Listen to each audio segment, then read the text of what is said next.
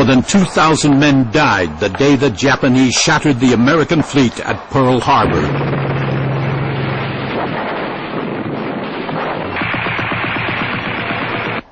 Altogether, there were 4,000 casualties in less than 90 minutes.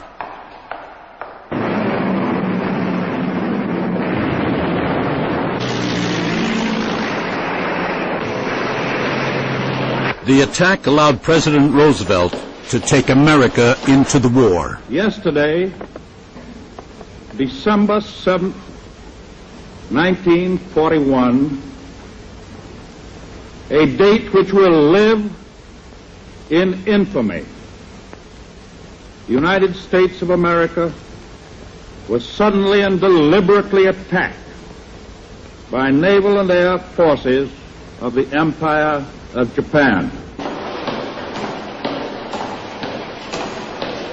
It will be recorded that the distance of Hawaii from Japan makes it obvious that the attack was deliberately planned many days or even weeks ago. Public fury over Pearl Harbor fell on the two men responsible for the safety of the great port and fleet. A commission of inquiry ruled that these two officers alone were to blame for the disaster. Within weeks, both men were forced into retirement. Even at the time, there was speculation among fellow officers that they were political scapegoats. Dear Admiral Kimmel, I know you are not guilty of anything either in the way of dereliction of duty or in your judgment, despite the findings. I have always felt that the entire blame for this whole affair lies right here in Washington, but they have to find a scapegoat. And the mantle falls on you.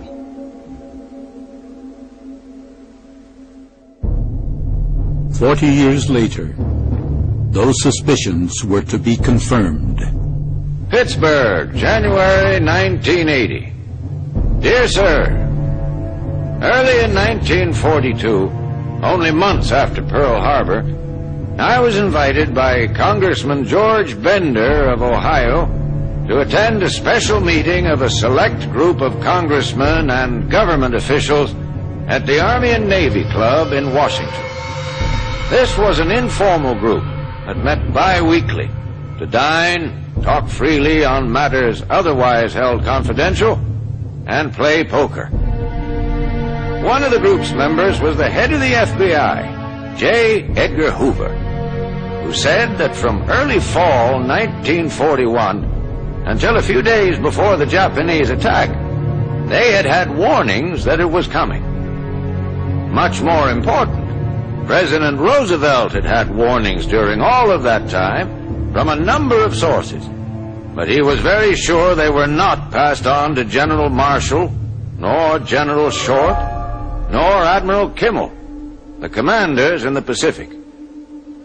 Hoover said the president told him not to mention to anyone any of this information, but leave it to be handled in his own judgment. Yours faithfully, Carlton G. Ketchum, U.S. Army Air Force, retired. New evidence now suggests that the Americans and the British knew a great deal more about the coming attack than has ever been officially admitted.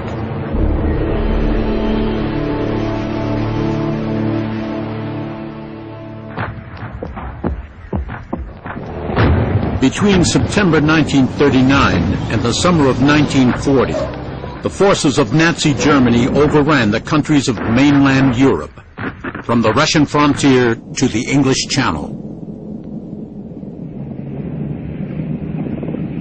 After the fall of France, Great Britain stood isolated.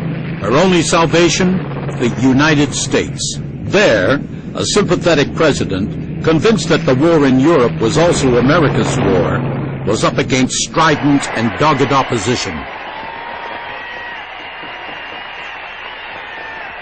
There are still interests in this country and abroad who will do their utmost to draw us into war. Against these interests, we must be continuously on guard. But American opinion is now definitely and overwhelmingly against our involvement. If we desire to keep America out of war, we must take the lead in offering a plan for peace. That plan should be based upon the welfare of America. It should be backed by an impregnable system of defense. It should incorporate terms of mutual advantage. But it should not involve the internal affairs of Europe. They never were and never will be carried on according to our desires.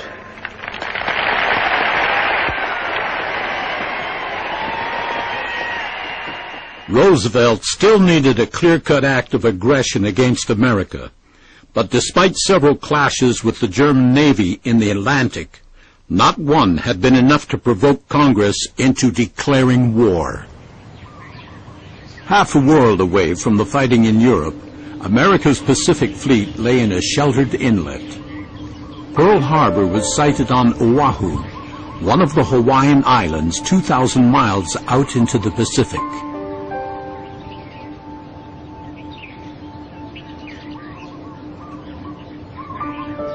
In late 1940, no one could have guessed that within a year, this picturesque place would be the setting for that act of aggression which would take America into the Second World War.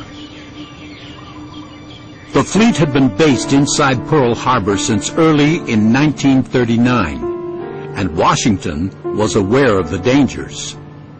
Naval chiefs had pointed out sharply that war in the Pacific could come through a surprise attack on the fleet or the naval base at Pearl Harbor.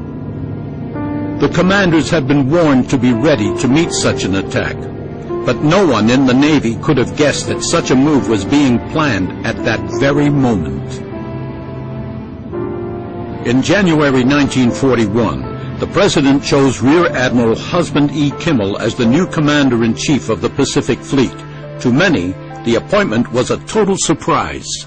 When Kimmel was appointed as Commander-in-Chief of the Pacific Fleet, he had behind him decades of service in the Navy, with experience in every level of service, cruisers, battleships, destroyers.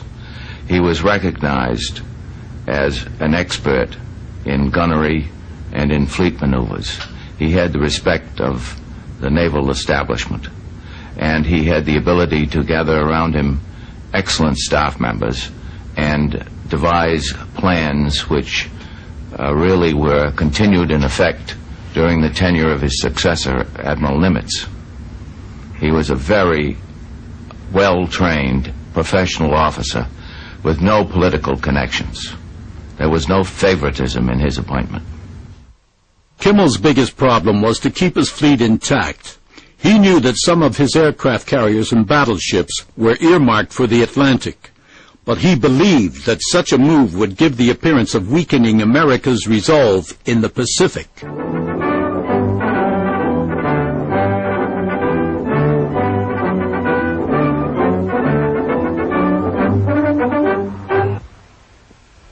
The defense of Pearl Harbor itself was an Army responsibility. The new Army commander had been appointed a few weeks after Kimmel. General Walter Short found himself responsible for air patrols as well as coastal batteries. There were very good reasons why there should be an effective defense network. Pearl Harbor, at the very crossroads of the Pacific, had long been under the scrutiny from across the ocean by America's powerful neighbor, Japan.